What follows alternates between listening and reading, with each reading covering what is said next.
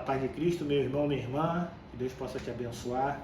Quero te pedir, antes de mais nada, que você possa se inscrever, apertar em todas as notificações para que você possa receber todo o nosso conteúdo, que você possa também curtir, que você possa comentar e que você possa fazer algo para o reino do Senhor, que é compartilhar. Compartilhe esse vídeo que está por vir, não deixe de semear na vida das pessoas. Muita gente necessita ouvir a palavra de Deus. Então você que já está inscrito no canal, amém, Deus te abençoe. Você que não está e vê nossos vídeos, quantas pessoas veem nossos vídeos e veem os versículos da manhã, também os nossos shorts, todo dia às 6 horas da manhã são lançados, que não estão inscritos. Deus abençoe e abençoe a vida de outro também. Amém? Que Deus possa te abençoar rica e abundantemente. Pode rodar a vinheta em nome de Jesus. Deus abençoe.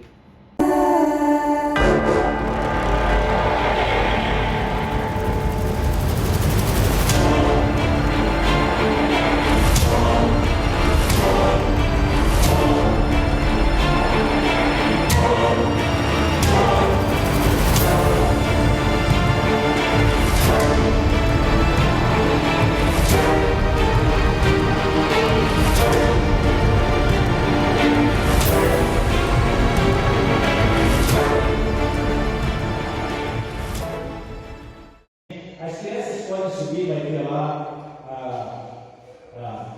o momento lá de geração vida. Amém? Agora os adultos vão ter que ficar do lado de baixo. Então eu vou pedir para você ficar de pé, abrir a sua palavra de vida. No livro de Salmos. Amém? Salmo 78. Amém? Vamos ficar de pé, em reverência ao nome do Senhor. Salmo 78. Amém. Salmo 78. A gente vai ler dois versos, verso 15 e verso 16. Quero falar sobre o nome, que a Bíblia não fala muito sobre ele, mas um homem que fez coisas importantes. Não que ele não fosse um homem importante, mas é muito pouco que a Bíblia fala. Mas amém. Salmo 78, o título da mensagem é Águas do Deserto. Salmos 78, verso 15. Amém? Salmo 78, verso 15. Todo mundo achou? Achou? Amém. Se não achou, acho que está aqui, né? Amém. Diz assim: no deserto fendeu rochas e lhes deu de beber abundantemente como de abismos. Verso 16: da pedra fez brotar torrentes, fez manar água como rios. Pai, te damos graças, queremos te agradecer nesse momento. Fala aos nossos corações, Senhor, que seja uma palavra, Senhor, de ânimo para o seu povo, Pai. Seja uma palavra, Senhor, que possa trazer luz, Pai, a cada um dos meus irmãos, Senhor, que possa clarear, Senhor, a vida deles, Senhor, que eu possa ser apenas um canal, Senhor, um canal totalmente esvaziado do meu ego, do meu eu, para que a sua palavra possa chegar limpa, Senhor, no coração e na mente do meu irmão, Pai. Seja também uma palavra de resposta, Senhor, à vida de cada um deles, Senhor. Em nome de Jesus, Senhor, que o Senhor possa produzir, Senhor, tudo aquilo, Senhor, a tua palavra, Senhor, foi feita e foi realizada na vida do meu irmão e da minha irmã. Que haja paz, que haja contentamento, que haja alegria, que haja ensino, Pai, nesse momento, Pai. A palavra, Senhor, e a oração que fazemos em nome de Cristo. Que todos digam amém e amém. Podeis assentar. Amém? A palavra deserto, ela na Bíblia, ela pode ter um significado tanto literal quanto figurado. No sentido literal, o deserto significa uma área seca, uma área sem água, ou um lugar até desolado. Agora, no sentido figurado, o significado de deserto ele pode ser empregado de diferentes formas, desde um lugar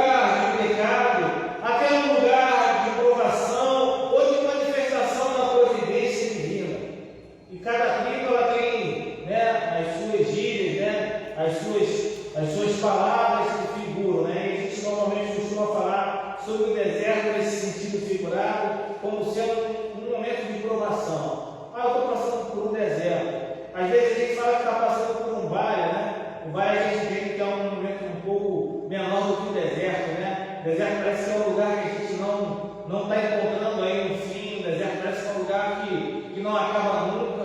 Parece que a gente olha para o horizonte e a gente não consegue ver um oásis, a gente não consegue ver um lugar onde a gente possa se refugiar daquela areia, daquele calor. E a gente utiliza muito, no sentido figurado, o deserto como sendo um lugar de provação, mas também é um lugar da manifestação divina, da providência divina, um lugar onde Deus ele providencia, onde Deus sustenta, onde Deus guarda. O deserto é citado com muita frequência na Bíblia em diferentes contextos, e isso se dá principalmente por causa das próprias características geográficas e culturais da região da Palestina. Na verdade, importantes partes da história bíblica ocorreram no deserto. Se dermos uma olhada na palavra de vida, nós vamos ver que várias passagens, várias partes da palavra de vida, elas ocorrem justamente no deserto. Personagens bíblicos viveram ou estiveram profundamente relacionados a regiões desérticas. É impossível a gente falar em deserto na Bíblia e não se lembrar da peregrinação dos israelitas pela península do Sinai até o êxodo do Egito. Muitas guerras também foram registradas no Antigo Testamento no deserto, inclusive a constante hostilidade que acontecia entre os habitantes do deserto e aqueles que habitavam nas terras mais férteis. Pelos desertos também passavam importantes rotas comerciais que movimentavam a economia do Antigo Oriente, daquele Oriente próximo. No Novo Testamento, as passagens mais significativas que possuem o deserto como pano de fundo são aquelas que falam da tentação de Jesus no deserto, os 40 dias que Jesus passou no deserto, e da vida de João Batista como um habitante do deserto da Judéia. De modo simbólico, de modo alegórico, a figura do deserto pode ser usada tanto no sentido negativo também, quanto positivo nos textos bíblicos. No sentido negativo, o deserto é símbolo de um lugar de pecado, de um lugar de castigo. A pessoa se encontra no deserto por causa do pecado, por causa do castigo divino que foi dado a ela. Esse uso deriva das várias ocasiões em que o povo de Israel desobedeceu a Deus, ao Senhor, no deserto. Vou dar um exemplo. No deserto, os israelitas eles praticaram a idolatria quando construíram para si o bezerro de ouro. Foi no deserto. Também foi no deserto que a terra se abriu para engolir o rebelde Corá e os seus aliados, Datã, Abirão e On. Mais tarde, os israelitas também sofreram o juízo de Deus quando se identificaram com Baal Peor, lá em Números 25, num sentido positivo. A hostilidade do deserto também é usada na palavra de vida para representar um lugar ou ocasião em que Deus prova o seu povo escolhido com o objetivo de aperfeiçoá-lo. Deus sempre traz a prova para o povo de Deus, não para destruí-lo, mas para aperfeiçoá-lo. Eu não sei se você está passando por um deserto, e aí vai uma palavra rema que está aqui no curso. Eu não sei se você está passando por um momento difícil, mas esse momento difícil você pode ter certeza. Deus está te colocando nele para te provar, não por culpa, mas para te aperfeiçoar. Então, aprenda no deserto, porque às vezes, e eu vou dizer isso por experiência própria, às vezes eu sinto saudade de alguns desertos que eu passei, porque foi nos desertos da minha vida aonde eu aprendi muito, aonde eu cresci muito, porque foi ali que eu aprendi muito de Deus. Então eu sinto às vezes saudade de alguns desertos que eu passo. Pois bem, nesse sentido, o significado de deserto também pode falar da vida do cristão que depende completamente do Senhor para sobreviver no mundo hostil. Dessa forma, então, o deserto na Bíblia é também símbolo do lugar onde Deus demonstra seu poder, a sua mão protetora sobre o seu povo, a presença protetora sobre o povo de Deus. No deserto, Deus cuidou, livrou e expressou seu amor por Israel. É só olhar Jeremias 2, Oséias 13, Abacuque 3,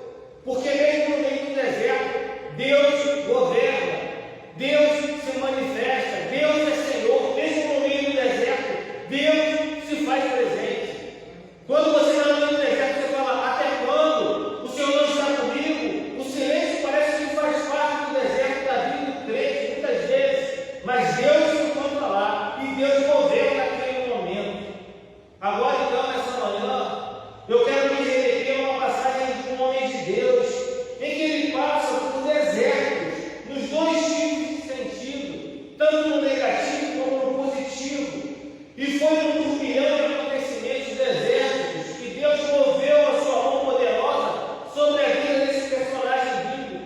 Um deserto de provações que gerou águas e águas abundantes. Pode não parecer, mas é o deserto da vida que Deus quer te dar vitória. É o deserto da vida que Deus quer te fazer vitorioso. É o deserto da vida onde você alcança um turbilhão de bênçãos, bênçãos sem medida, e pode ter certeza disso. É no deserto da vida que Deus abre as comportas do céu sobre a vida do seu povo. Pois bem, diz a palavra de vida em Gênesis 26, que Isaac, esse personagem bíblico, que vamos falar essa manhã, o filho, o único filho da promessa de Abraão, ele estava acampado. Até que a palavra de vida disse que sobreveio fome à terra, assim como havia acontecido anteriormente nos dias do seu pai Abraão. Às vezes, meu irmão, às vezes a fome assola a nossa terra. Às vezes é tempo de penúria. Às vezes a falta de emprego. Às vezes a redução, a contenção extrema nas despesas. Às vezes a recessão nas nossas vidas. E nesse contexto, então, Isaac, ele se locomove, ele vai até Gerar. Ele se encontra com Abimeleque, rei dos filisteus. Veja bem, Isaac, naquele momento em que na terra assolava a fome, ele não ficou lamentando. Ele se movimentou até Gerar. Ele foi falar com Abimeleque, rei dos filisteus. Quando os cristãos estão no deserto, às vezes a fome assola a sua casa, e entenda bem, a fome assolar a sua casa, mas passam por um deserto, um momento difícil, e ficam murmurando. Eu tenho lá em cima no meu gabinete lá, está escrito lá, como ter um crescimento saudável dentro da igreja. E uma das coisas que está lá assim, não ande com murmuradores. Eu não ando com murmuradores. Eu não ando com as pessoas que ficam se lamentando no deserto. Porque deserto é momento de crescimento. E deserto, às vezes, e na fome, é momento de você sair, é momento de você se movimentar. Às vezes é momento de você andar. Hoje mesmo, principalmente pós-pandemia, a gente vive num sofrimento de falta de oportunidade, de uma falta de perspectiva para aqueles que não conseguem ter um emprego que seja. O desemprego é um gigante, o medo do futuro assola os chefes de família. É nessa hora que a gente deve ouvir a voz do Senhor. A palavra de vida diz que o Senhor aparece a Isaac e lhe diz para não descer ao Egito, pois ele, o Senhor, mesmo indicaria a terra onde Isaac deveria ficar. Isaac pensou em sair de Gerar e ir até o Egito. Por quê? Porque lá no Egito havia fartura, havia riquezas fáceis. Isaac e nós somos todos iguais. Todos nós queremos soluções apressadas, descomplicadas. Nós queremos soluções indolores. Mas Deus disse para ele: não desça ao Egito. Deus está dizendo para você, meu irmão, se você está passando por um momento de deserto, se a fome assola a sua terra, se você está em Gerar, não desça para o Egito. Não se movimente para soluções apressadas. Não se movimente para soluções descomplicadas. Não se movimente para o deserto do Egito.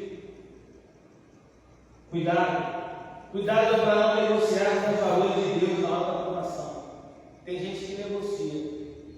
Tem gente que transita nesse momento. Faz transigir os valores, os preceitos de Deus na hora da aprovação. Troca os valores por qualquer coisa. Qualquer coisa que lhe alimente, qualquer coisa que lhe abra uma porta de emprego, qualquer coisa que faça seu relacionamento ser atado. Cuidado, meu irmão, para você não cerrar os ouvidos à voz de Deus na hora da aprovação. A gente às vezes tem que desistir dos nossos planos e prosseguir seguindo o projeto de Deus, porque Deus tem os seus projetos e Deus é que fala ao nosso coração. Basta estarmos com os ouvidos atentos. Deus, ele é maravilhoso. continua seu discurso com Isaac. Diz que seria com ele, o abençoaria, porque o juramento que ele tinha dado ao pai dele, Abraão, de dar a descendência dele todas as terras, de multiplicar a sua descendência como as estrelas dos céus, e que a sua descendência seria bendita sobre todas as nações, elas continuariam e estariam confirmadas na vida de Isaac. E tudo isso aconteceu porque o pai dele obedeceu a palavra, guardou seus mandamentos, guardou os preceitos, guardou os estatutos, os valores e as leis do Senhor. Na aprovação, a gente precisa tirar os olhos das circunstâncias e pôr os olhos nas promessas de Deus. Deus diz para Isaac: não fuja, fique, floresça onde você está plantado. Tem gente que pula de igreja em igreja, tem gente que pula de emprego para ele, tem gente que pula até de família em família. Faz a sua vontade. Às vezes olha as circunstâncias, está brigado com a esposa, está brigado com o marido, vou largar. Pô, eu não gosto daquela igreja, a palavra é chata, pastor é chato, tu é chato. Aí vai para outra igreja, aquela igreja é pequena, essa é grande, outra é maior, que tem isso, tem aquilo, toda igreja é igual, né? Fique com a sua esposa, fique com o seu marido, pense. Não corra da dificuldade, não. Confronte as dificuldades, conquiste, porque o futuro está nas mãos de Deus. Ouça o que Deus tem para falar. Não deixe a ansiedade asfixiar você. Às vezes você fica assim: onde é que eu vou morar, onde eu vou trabalhar, onde os meus filhos vão estudar, como eu vou pagar meu plano de saúde, se eu ficar doente. Irmão, Deus te acalma quando acalmou o coração de Isaac. Deus lhe diz: calma, eu sou contigo. Calma, eu dou conta da sua descendência. Calma, seu futuro está nas minhas mãos e não acabado pelo terremoto das vicissitudes. Calma, eu vou fazer de você e da sua descendência uma bênção para o mundo todo. Isso é promessa para mim e para você, porque nós somos filhos dessa promessa de Abraão. A causa da nossa vitória não é a ausência da aprovação em nossa vida, porque provação vai existir sempre, mas é a presença de Deus nos garantindo a vitória nesse momento. Moisés não se dispôs a atravessar sem a presença de Deus. Paulo disse: se Deus é por nós, quem será contra nós? Isaac, então, ouve o que Deus tem para falar para ele e fica engerado. Deus deu duas ordens para Isaac: não desça ao Egito e fique na terra de Gerar. Isaac, ele não pensou duas vezes, ele não barganhou, ele não indagou, ele não contestou, ele não duvidou. Isaac obedeceu imediatamente e de modo tranquilo, pacado. Ele, filho de Abraão, aprendeu com seu pai, e nós devemos aprender com nosso pai. Abraão saiu, ele saiu. Abraão vai a Moriá, ele foi. Abraão oferece seu filho em sacrifício, ele ofereceu. Abraão não estenda a mão sobre o menino, e ele obedeceu. Você quer ser abençoado? Você quer ser abençoado? Ande no caminho da obediência. Na aprovação não se esconda de Deus, obedeça a Deus. Só que a confiança no Senhor, mesmo ouvindo Deus claramente falar de prosperidade e fidelidade, dura um pouco. Isaac então titubeia. Os homens de Gerar então resolvem perguntar a respeito de Rebeca, sua mulher. Engraçado, ele faz como o pai dele tinha feito. Ela é minha irmã. Diz a palavra de vida que ele tinha medo de dizer que ela era sua mulher, porque pensava que os homens do lugar o matariam por causa da sua mulher Rebeca, por causa da beleza da sua mulher. E eu não consegui dizer isso. Quando a Bíblia fala que a mulher é bonita, você pode ter certeza que a mulher era bonita. Isaac permanece por ali muito tempo, até que Abimeleque, rei dos filisteus, olha por uma janela, vê que Isaac acariciava Rebeca de modo diferente, como se fosse sua mulher. Abimeleque então chama Isaac e lhe diz claramente que Rebeca era sua mulher, e questiona a sua mentira por ter dito que era sua irmã. Isaac respondeu que pensou que poderiam matá-lo por causa dela. Abimeleque então o repreende, diz que qualquer um do povo poderia ter deitado como Rebeca, e que se isso ocorresse, poderia cair sobre o povo filisteu culpa pelo acontecido. Abimeleque, o rei dos filisteus, fica tão chateado que ordena expressamente que ninguém tocasse em Isaac nem em Rebeca, porque possivelmente eles morreriam. Na verdade, Isaac mentiu para salvar sua pele e para colocar a sua mulher na ordem de todas as enrascadas. Você pode achar que ele tentou proteger a sua mulher, mas ele colocou a mulher dele na maior enrascada possível, porque ela estava arriscada de qualquer homem deitar com ela. Mas ele salvou a pele dele. Ele provou que amava mais assim do que a sua esposa. Ele estava preocupado com a sua segurança e não com os sentimentos da sua mulher. Ele levou o mais sagrado dos relacionamentos, a união conjugal. Ele foi covarde na hora que precisava ser mais corajoso. Isaac coloca sua mulher Rebeca no mostrador da excitação e no expositor do mercantilismo. Ele usou uma virtude física da esposa, no caso a beleza dela, como um fator de risco para ela mesma.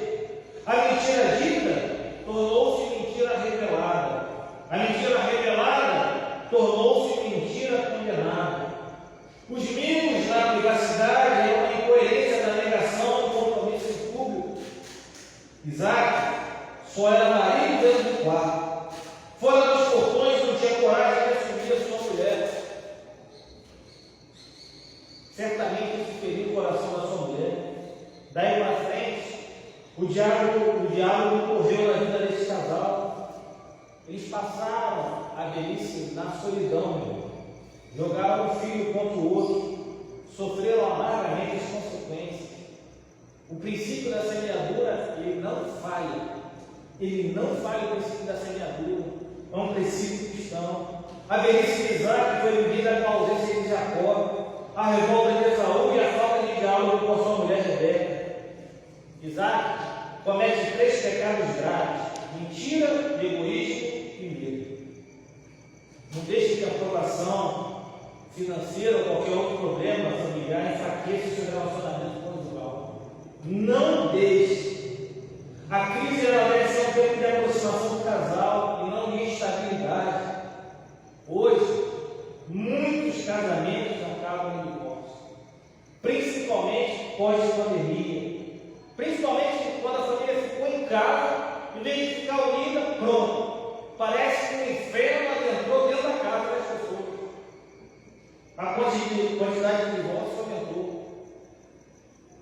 O divórcio só é bom para 2 pessoas: para o advogado e para o diabo. Só para eles. Eu falo isso por experiência própria, porque eu sou advogado, não sou diabo. A sua família é o seu maior patrimônio. Nenhum triunfo restaura o sucesso da sua família. A palavra de vida diz que Isaac semeou naquela terra e mesmo ano ele recolheu 100 por 1, porque o Senhor o abençoava, ele enriqueceu, continuou prosperando, ficou muito rico, tinha ovelhas e bois e grande número de servos, de maneira que os filisteus tinham inveja dele. Muitos podiam dizer: o lugar é deserto, aqui não chove, a terra é seca, aqui não tem água, não vai dar certo. Outros já tentaram sair derrotados, não tem jeito, jamais vamos sair dessa provação. Ela chega e chegou para ficar. Mas Isaac, ele se rejeitou a consentir a decretação da falência de sua vida. Ele desafiou o tempo, os avisos, as estimativas da razão. Diz a palavra: semeou Isaac naquela terra. Meu irmão, não pare de reclamar. Semeie na sua terra, semeie no seu casamento, semeie nos seus filhos, semeie no seu trabalho, semeie na sua igreja. Não importa se hoje o contexto é de um deserto. Lança as suas redes em nome de Jesus. Lança o seu pão sobre as águas, ande pela fé. Davi, ele podia pensar o mesmo.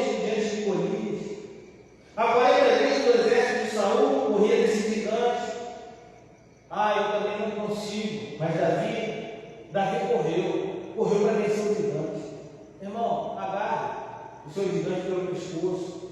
Semeie no seu deserto, pois Deus faz o deserto florescer. Como se já não bastasse agora, por causa da inveja dos filisteus, esses entulharam todos os poços que os servos de Abraão haviam cavado, enchendo-os na terra. O rei Abimeleque então fica raivoso, manda que Isaac saia da sua terra, porque ele havia se tornado mais poderoso do que os filisteus. Isaac sai dali, vai acampar no vale de Gerar, fica morando ali naquele lugar, e Isaac não sossegou. Ele tornou alguns poços que haviam sido cavados nos dias de seu pai Abraão, porque os filisteus os haviam entulhado depois da morte do seu pai, e deu os mesmos nomes que o seu pai já lhes tinha dado. Os servos de Isaac, que eram muitos, cavaram no vale, acharam um poço de água nascente, mas daí chegaram os pastores de Gerar, os filisteus, entraram em conflito com os pastores de Isaac, requereram aquele poço e a água que saía dele. Então, cavaram outro poço, e também por causa desse poço, outro conflito, mas outro conflito por causa de outro poço aberto. Isaac então resolve sair dali e cava outro poço, e aí esse poço não houve conflito. Ele dá o nome de Reobote a esse poço, porque ele disse: porque agora o Senhor abriu espaço para nós e vamos prosperar nessa terra. Quando a gente está vivendo num deserto, a gente precisa nos tornar especialistas em sermos aprovados nas provações. Isaac começou a cavar poço. Ele cavou 7 poços. Ele se especializou no que ele fazia. Ele buscava um milagre. Ele estava suando a sua camisa. Ele quer passar na prova. Ele estuda com afinco. Ele quer passar no concurso. Ele estuda com seriedade. Ele busca um emprego e sai de casa de madrugada. Ele quer ser próspero, ele não fica deitado de papo para o ar e vai à luta. Ele se especializa no que faz. Ele agora se torna pós-doutor em cavar poços no deserto.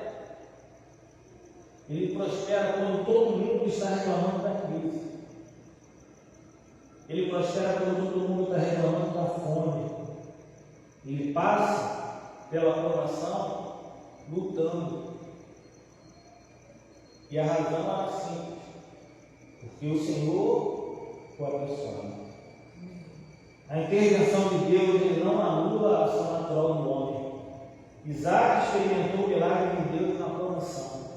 Isaac prosperou a ti, cavou poços, ele plantou, ele investiu, ele trabalhou, ele foi um empreendedor. É hora da gente parar de falar de provação. É hora da gente parar de falar de crise. É hora da gente arregaçar as mangas. É hora de parar de murmurar e reclamar. É hora de começar a trabalhar com afinco. Há uma profunda conexão entre a diligência humana e a bênção de Deus, entre trabalho e prosperidade. Diz a Santa Palavra de Deus que dali Isaac foi para Berseba. Naquela mesma noite, o Senhor lhe apareceu. E Isaac levantou ali no altar, invocou o nome do Senhor, armou a sua tenda, e os servos de Isaac fizeram o quê? De novo, abriram ali o poço. Isaac não era apenas um homem próspero, ele também era um homem piedoso. Ele misturava liturgia com trabalho. Ele levantava altares no trabalho dele. Ele levava a Deus para o seu trabalho e trazia o seu trabalho para Deus. Tudo que fazemos na nossa vida precisa ser um ato de tudo. Nós precisamos levar a Deus e levar Deus conosco nas coisas que a gente faz. Quando eu cheguei hoje de manhã, não sei se você sabe, mas esses dois comércios aqui, os irmãos também são cristãos. E quando eu cheguei bem cedo aqui, para deixar aqui a minha família, para começar a limpar a igreja, antes de eu pegar a minha irmã, os irmãos estavam orando lá. E estavam pedindo, cada um pedindo aí no seu comércio, pedindo pela igreja. Pedindo para que Deus pudesse trazer clientes para o seu comércio, para que pudesse ter um dia tranquilo, e que para a igreja aqui pudesse vir pessoas, que na igreja tivesse pessoas aqui para serem abençoadas, que fosse uma bênção. estavam entregando o trabalho e entregando esse culto ao Senhor, sem estarem aqui. E a gente ora aqui pela vida deles também, para que Deus possa sustentar cada um deles, para que Deus possa estar com eles. A liturgia tem que viver junto com o trabalho. A gente tem que trabalhar e no nosso trabalho levantar altares ao Senhor. Precisamos circular da igreja para o trabalho com a lista de devoção. Tem gente que aprende só da igreja. Tem gente que é cristão só da igreja. Fora da igreja, misericórdia. A nossa segunda-feira, amanhã, ela precisa ser tão útil quanto o culto de domingo à noite. Domingo de noite aqui tem mais gente que domingo de manhã, é uma festa, é uma bênção. Mas na segunda-feira parece que é uma desgraça. Antes de receber o seu culto, Deus precisa se deliciar com a sua vida. Se no seu escritório, no seu balcão, no seu comércio, no seu colégio, você não levanta altares a Deus, seu culto aqui dentro, ele é inútil. Eu vou repetir para você. Se no seu escritório, no seu balcão, no seu comércio, no seu colégio, você não levanta altares a Deus, seu culto aqui na igreja e nada é a mesma coisa. É inútil. Se você está passando pelo deserto, você é um forte candidato a um extraordinário milagre de Deus. Pode ter certeza disso. Se você está no deserto, ouça Deus. Siga a direção de Deus. Semeie o seu deserto. Se você está vivendo num lugar árido, reabra os poços antigos. Procure as fontes da graça de Deus. Tire os entulhos. Tem gente que não quer tirar os entulhos. Não deixe o seu coração te azedar. O seu deserto vai florescer. Se o chão está duro, regue a semente com as suas lágrimas. Prepare-se para uma colheita milagrosa. Isaac enfrentou um tempo de fome em sua terra e foi próspero. Mais próspero do que o reino, do que o rei. Ao mesmo tempo ele cavava poços e levantava altares ao Senhor. Toda a sua vida era uma liturgia de adoração a Deus. Até seus inimigos depois tiveram que reconhecer que Isaac era um abençoado de Deus. A Bíblia vai até aonde Isaac estava. E lá impede para que se faça, se reitere a aliança que ele tinha feito com Abraão. Porque ele tinha visto que Deus era com Isaac. As pessoas vão ver que Deus é com você, quando você começar a levantar a altar do Senhor. Em todos os lugares onde você estiver. Até os seus inimigos vão olhar para você e vão reparar. Eu lembro que Moisés desceu no Monte Sinai e as pessoas não conseguiam olhar para o rosto dele, ele ficou para 7 graus, porque a glória do Senhor tinha feito brilhar tanto o rosto dele que se alguém olhasse para ele, cegava os olhos. As pessoas têm que olhar para a gente e cegar os olhos dela. Porque a glória do Senhor está estampada no nosso rosto.